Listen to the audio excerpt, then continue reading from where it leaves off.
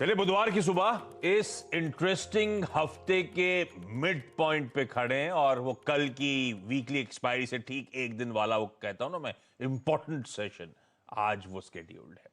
अच्छा, ये penultimate session ना भी होता तो इसकी इंपॉर्टेंस वैसे ही बहुत थी। कल की भारी उठापटक, कल की एक्सट्रीम वॉलेटिलिटी के बाद सब जानना चाहते थे कि फॉलोइंग सेशन में बाजार दरअसल किस करवट बैठता हुआ नजर आएगा।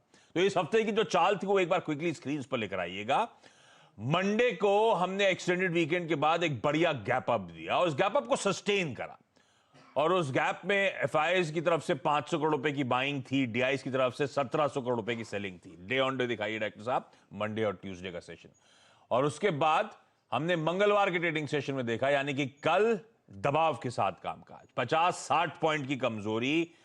एफआईआईज जो 500 करोड़ रुपए डाले थे कल 500 करोड़ रुपए निकाल लिए और उसके ऊपर डीआईज जिन्होंने मंडे को 1700 करोड़ रुपए बेचे थे उन्होंने 2500 करोड़ रुपए के आसपास की बिकवाली कर डाली। और कल का इंटरडे सेशन आपकी स्क्रीन पर गैप अप के साथ शुरुआत हुई। उस गैप में हमने 18,600 तक के स्तर देखे, यानी कि उस गैप में हमने एक समय था कि 125-130 अंकों की मजबूती। उसके बाद अचानक 10 बजे के आसपास एकदम से ऐसा लगा किसी ने बास्केट सेलिंग कर दी हो, तो 125 पॉइंट ऊपर वाला निफ्टी 77 पॉइंट लाल निशान में चला गया 18,400 के जोन्स पे। फिर वहां से बढ़िया रिकवरी आई, ऐसा लगा एकदम सही बाय ऑन डिप्स का मार्केट है भाई, बढ़िया रिकवरी आई और हम ऑलमोस्ट 18,790 के आसपास, 18 क्या था वो 590 18,590 के जोन्स के आसपास, यानी कि ऑलमोस्ट प्रीवियस हाइज को रिगेन करने की कोशिश कर रहे थे डे के, पर फिर रैली फिजल आउट हुई और फाइनली आपकी स्क्रीन पर 50-60 पॉइंट का दबाव। इस तरह की एक्सट्रीम वॉलेटिलिटी क्रीप इन होती हुई कल के ट्रेडिंग सेशन में। तो बड़ा सवाल यह कि कल एक वार्निंग सिग्नल था क्या, इनिशियल साइंस थे कि वो एग्जॉशन के जो स्क्रीन पे रिफ्लेक्ट होते हुए नजर आए थे। इसी पर फोकस करने की कोशिश करूंगा, लेकिन पहले यूएस मार्केट्स मजबूती है। यूएस की क्यूज में कोई दिक्कत नहीं, कल के ट्रेडिंग सेशन में आधे से 3/4% का उछाल था। तब और आप एक बार स्क्रीन पर लेकर आइए, हम डाइजेस्ट करके गए थे डाउ फ्यूचर्स में कुछ स्ट्रेंथ, हम डाइजेस्ट कर गए थे 88 पॉइंट की स्ट्रेंथ, एक्चुअल सेशन में 200 पॉइंट की मजबूती थी और आज डाउ फ्यूचर्स 30-35 पॉइंट और ऊपर ट्रेड कर रहे हैं। लाइकवाइज नैस्डैक में भी जो डाइजेस्ट किया था उससे अच्छा ट्रैक्शन, उससे अच्छा सेशन था। हाँ, नैस्डैक आज सुबह फ्यूचर्स हल्के लाल निशान में, लेकिन वो फ्लैट कह लीजिए।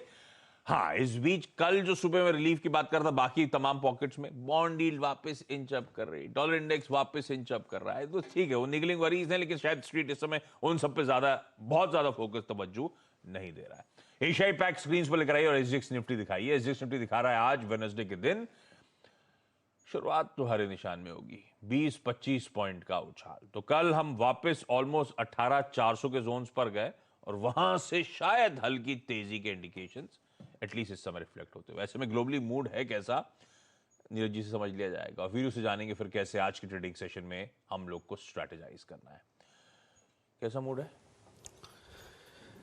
सेंटिमेंट अच्छा है, डेटा खराब लंबी क्यों खींची? हाँ, डेटा खराब है, ऑफ कोर्स। ऐसा क्या हो गया? सेंटिमेंट अच्छा है, डेटा खराब है, मतलब सेंटिमेंट का कोई बेस नहीं होता है, डेटा तो बेस पे है, नंबर्स है। अब अभी देखिए आप, सब कुछ महंगा है, सेंटिमेंट को कुछ तो ड्राइव करता होगा ना। सेंटिमेंट को क्या होता है ना, बहुत ही, मान लो आपने अच्छा से एक पिज्जा खाया थिन क्रस्ट वाला, आपका मूड अच्छा हो गया, नहीं, बिल आते से मूड गड़बड़ा जाता है, डेटा आया नहीं गड़बड़ हो गया मामला। जब उसका बिल आता है तो डेटा आ गया ना, तो डेटा के बाद गड़बड़ क्यों नहीं हुआ? तो बिल आने और खाने के बीच का जो अच्छा, ये अभी वो माहौल चल रहा है, ये वो माहौल है। तो अभी देखिए क्रूड बॉन्ड यील्ड, इवन वहाँ की छोड़िए, हिंदुस्तान की बॉन्ड यील्ड देखिए, अगर आप कॉर्पोरेट्स के सीपीएस देखिए जो 1 महीने, 3 महीने, 6 महीने के लिए उसको 1% का डिफरेंस आता जा रहा है, तो ब्याज दरें बढ़ रही हैं। यूएस में भी 10 साल और 30 साल की जो बॉन्ड यील्ड उसके बीच का गैप काफ़ी कम होता जा रहा है। तो कहने का मतलब ये कि डेटा जो इंडिकेट कर रहा है कि ब्याज दरें बढ़ रही हैं, सब कुछ हो रहा है, बॉन्ड यील्ड बढ़ रही है, तेल ये सब महंगा हो रहा है। अब वो शॉर्ट टर्म है, सप्लाई क्रंच है, सब ठीक है, वही चीज़ है, लेकिन वो बढ़ रहा है। इसीलिए मार्केट का जो डेटा है वो सपोर्टिव नहीं है, लेकिन सेंटिमेंट सपोर्टिव, इसलिए नतीजे अच्छे आ रहे हैं। अब कल जो है जेएनजे ने बहुत अच्छे रिजल्ट्स दिए, जॉनसन ने, तो उसकी वजह से मार्केट स्टॉक ने उसको रिवार्ड किया। तो ये रिजल्ट्स है जो रिफ्लेक्ट कर रहे हैं, बाकी इकोनॉमी के डेटा दिक्कत कर रहे हैं। एग्जैक्टली, नेटफ्लिक्स का रिजल्ट बहुत अच्छा था, हालांकि स्टॉक 1% गिर गया आफ्टर मार्केट। वो पता चला कि भाई नेटफ्लिक्स के 2/3 सब्सक्राइबर्स ने वो कोरियन सीरियल देख डाला, 2/3, पर उसके बाद भी अमेरिका में सब्सक्राइबर एड्स नहीं हुए, नए नहीं जुड़े। ग्लोबली 43 लाख जुड़े हैं, विच इज हाईएस्ट। और यूएस में ऐसा ऐड नहीं हुआ, लेकिन 2/3 लोग आपने देख दी क्या? क्या नाम था सीरीज का? Squid game. देख दी क्या? नहीं मैंने नहीं देखी, लेकिन बहुत हाईली रिकमेंडेड है। वो वीकेंड लगेगा ना, बहुत लंबी सीरीज कैसे देखेंगे? जब एक एक एपिसोड देखें उसमें मजा नहीं आता, बिंज वॉचिंग में मजा है, एक साथ पूरी देखो आप, वीकेंड में देखा जाएगा। तो फिर खाना और पनीर वनीर देखते देखते बनती रहती है। मेरा जो लैब है ना मेरी, वहीं सब काम हो जाता है। ठीक है भाई। तो डेटा मिक्स्ड है, यूएस क्यूज मिक्स्ड है, सॉरी, सेंटिमेंट ठीक, डेटा और थोड़ा सा अपने 2,500 करोड़ की सेलिंग, ये क्या है, मौके पे चौका जड़ दिया। 1700 के ऊपर 2,500 करोड़ रुपए की सेलिंग, और एफआई ने सपोर्ट नहीं करा कुछ भी, उन्होंने भी 500 करोड़ भेज दिया। तो ठीक है, वो मोड स्क्रीन पे बहुत बहुत वॉलेटाइल था। अच्छा, कल एक और हाईलाइट थी, कुछ स्टॉक्स दिखाई स्क्रीन पर, IRCTC, Tata power, Tata Motors का वो डीवीआर, इनफैक्ट इवन आईईएक्स दिन के दौरान। तो वो जहां पे वो ग्रेविटी डिफाइंग मूव्स, बहुत ताबड़तोड़ तेजी आई थी, वही पॉकेट्स कल थोड़ा सा कोलैप्स होती हुई नजर आए। इसलिए मैंने कहा था कि क्या ये कोई वार्निंग सिग्नल है, इनिशियल साइंस हैं? वीरू कैसे डेटा को रीड कर रहे हैं? कोई घबराने की जरूरत इस समय? स्क्रीन देख के तो डर लग रहा था कल। हाँ देखिए, कल डर तो लग गया था, और सुबह से आपको मैंने एग्जैक्टली अगर आप देखें, ये बात पे डिस्कशन हमारा हुआ था आशीष के, इंडिकेटर्स ओवरबॉट ट्रैजेक्टरी की तरफ सिग्नल कर रहे हैं, डोंट बाय। आई थिंक इस रेंज में बाय करना थोड़ा सा इम्पॉसिबल लग रहा था आशीष। लेकिन दो चीज़ें हैं, देखिए इंस्टीट्यूशनल फिगर्स काफ़ी ख़राब हैं, और टेक्निकली आप ख़राब नहीं हुए हैं। मिड कैप्स की और जिन कुछ स्टॉक्स का जिक्र आपने किया जिसमें बहुत बड़ा वर्टिकल राइज था, उनमें प्रॉफिट सरेंडर हुए। लेकिन एक और चीज़ थी, हर चीज़ खराब होने के बीच में HDFC bank at day high, Kotak, strong और रिलायंस, ये 3 महत्वपूर्ण स्टॉक्स डे हाई की ट्रेजेक्ट्री में और एक बहुत स्ट्रॉन्ग ट्रेजेक्ट्री में क्लोज हुए थे, जो कि आपके डाउन साइड को रेस्ट्रिक्ट कर रहे थे। आशीष करना क्या चाहिए? देखिए आशीष, आज एक बहुत पजल्ड सेशन है, और आप शॉर्ट टर्म मूविंग एवरेजेस के काफ़ी ऊपर हैं। एफआईएस के नेगेटिव अप्रोच, कुछ स्टॉक्स अच्छा कर रहे हैं और कुछ स्टॉक्स काफ़ी अगर आप देखिए खराब कर रहे हैं। एक जोन है जिसके नीचे शॉर्ट ट्रेड लेंगे, लेकिन उस जोन के ऊपर लॉन्ग की अप्रोच ही रहेंगे और डिप्स को बाय करेंगे। याद रखिएगा, उस डिप को आप बाय करेंगे तो रिस्क रहेगा, लेकिन अगर आप रिस्की ट्रेडर हैं तो उस डिप को बाय कीजिएगा और उस लेवल के नीचे शॉर्ट। क्यों? इंस्टीट्यूशनल फिगर्स काफ़ी खराब, 300 करोड़ रुपए की सेलिंग, दोनों अगर आप देखें तो एफआईएस और डीआईएस के। 1770 करोड़ रुपए का एफआईएस का इंडेक्स बाय है, याद रखिएगा। आप देखिए कंफ्यूजन क्या है, आपने कैश में सेलिंग करी लेकिन आप इंडेक्स बाय करके ले गए, 1770 करोड़ रुपए का, और छोटा मोटा नहीं, 22,000 कॉन्ट्रैक्ट लॉन्ग। स्टॉक फ्यूचर्स में 2147 करोड़ रुपए की सेलिंग करी, 20,000 कॉन्ट्रैक्ट शॉर्ट, और बड़ी बात यह है कि कॉल शॉर्ट है 61,000 और 29,000 पुट लॉन्ग। तो बहुत अगर आप देखें कंफ्यूज करने वाला डेटा है, लेकिन इसको कुछ लेवल से डिफाइन कर लेते हैं आशीष। निफ्टी में 18,500 और 600 की कॉल में सबसे बड़ी कॉल राइटिंग है, याद रखिएगा। 550, 590, 580 ये एक स्ट्रॉन्ग सप्लाई जोन रहेगा, और नीचे की तरफ याद रखिएगा 350 और 310 ये एक इंपॉर्टेंट बेस है। ये इंपॉर्टेंट बेस इसलिए है क्योंकि हमारे इस वीकली कॉन्ट्रैक्ट में और मंथली कॉन्ट्रैक्ट में 18,300 की पुट सबसे स्ट्रॉन्ग ओआई होल्ड करती है। सो अगर आप कंफर्टेबल हैं इंडेक्स को ट्रेड करने में, एक्सट्रीम वोलेटिलिटी को, तो याद रखिएगा आपकी अप्रोच क्या होगी। डिप्स को बाय करना है अबव 310, 350, स्टे लॉन्ग की अप्रोच रखनी है, शॉर्टिंग की अप्रोच नहीं रखनी है, याद रखिएगा इस लेवल के ऊपर डिप्स को बाय, और ऊपर आपका 550, 580 एग्जिट जोन रहेगा। ट्रेड जोन आशीष यही है, नीचे 350, 310 और ऊपर की तरफ 580 और 610।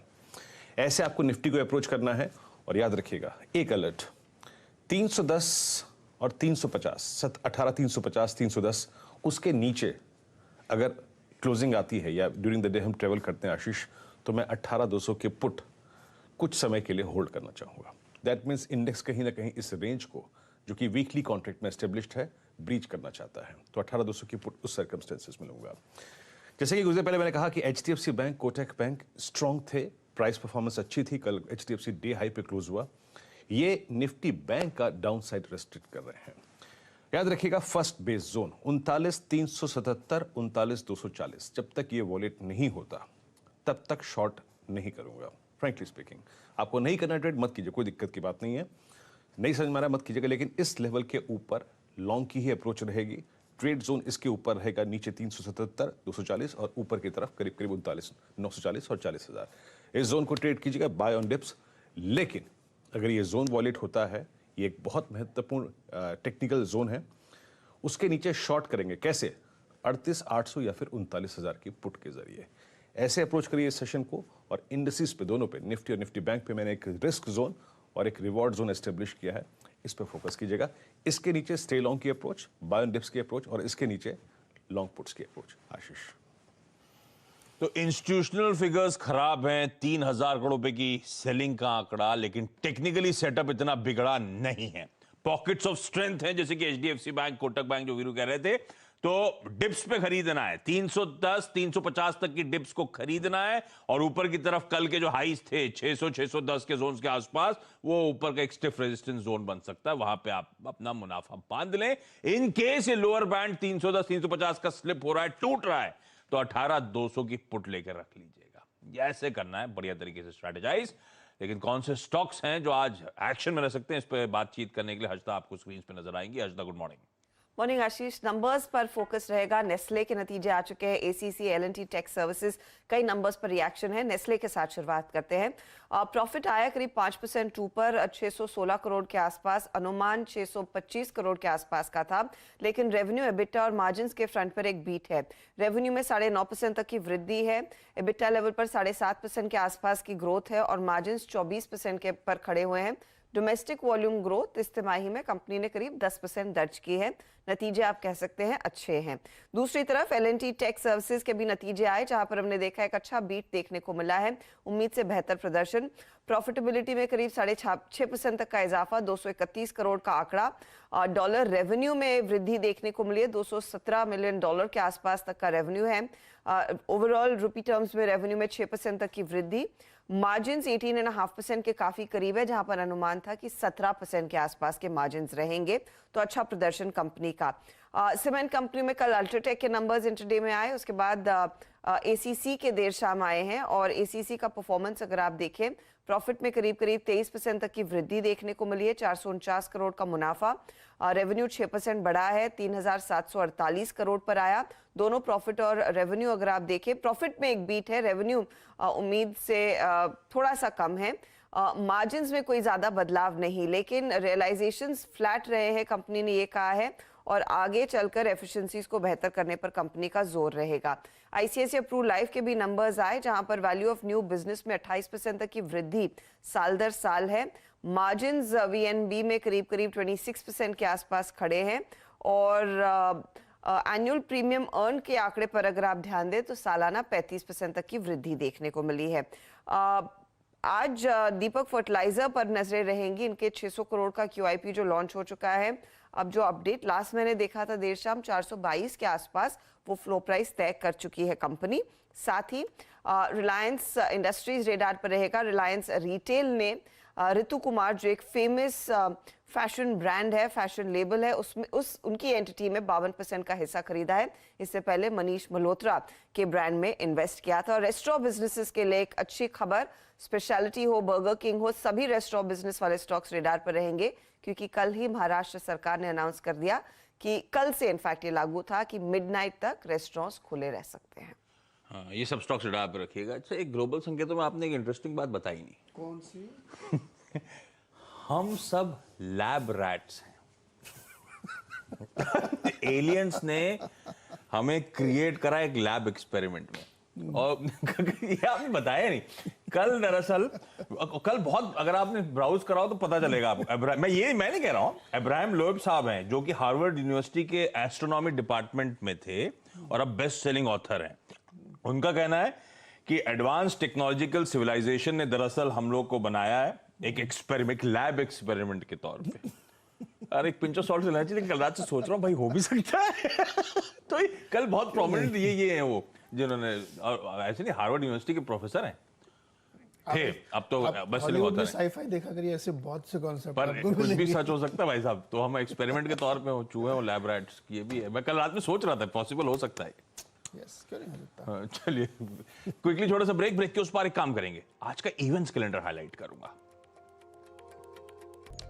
ब्रेक के बाद आपका स्वागत है सीएनबीसी आवाज इबिक्स कैश स्टूडियोज में। अच्छा, रिजल्ट्स के लिहाज से आज निफ्टी की कोई कंपनी के नंबर्स नहीं है, लेकिन वायदा बाजार की 4 important companies Havells, Jubilant FoodWorks, L&T finance holdings और सिंजीन के नंबर्स आने, इसके अलावा कैश मार्केट के नंबर्स। महाराष्ट्र में आज से यूनिवर्सिटीज और कॉलेजेस खुल रहे हैं, फिजिकल प्रेजेंस होगी, लेकिन जो स्टूडेंट्स फुली वैक्सीनेटेड हैं उनके लिए। अच्छा, एक बात और, मुंबई एयरपोर्ट का आज से टर्मिनल 1, आज रात 12 बजे से टर्मिनल 1 खुल जाएगा। तो Go First, Air Asia, Star Air और ट्रू जेट वाले जो पैसेंजर्स हैं, अब आपको T1 में जाना है डोमेस्टिक ऑपरेशंस के लिए। और पीएम मोदी आज शाम को global oil and gas sector के सीईओज और एक्सपर्ट्स के साथ इंटरेक्ट करने जा रहे हैं, तो शायद कोलैबोरेशन और भारत में और निवेश बढ़ाने पर हो सकता है जोर। और एक बात और, एक बड़ा माइलस्टोन शायद आज कल में हम अचीव करने जा रहे हैं, होप शायद आज ही हो जाए, 100 करोड़ वैक्सीनेशंस का, 100 करोड़ वैक्सीन हम लोग, गजब का फीट है, वो अचीव शायद आज करते हुए हम नजर आए। इस नोट पर कोई छोटा सा ब्रेक के उस पार सीधा सौदा। नमस्कार।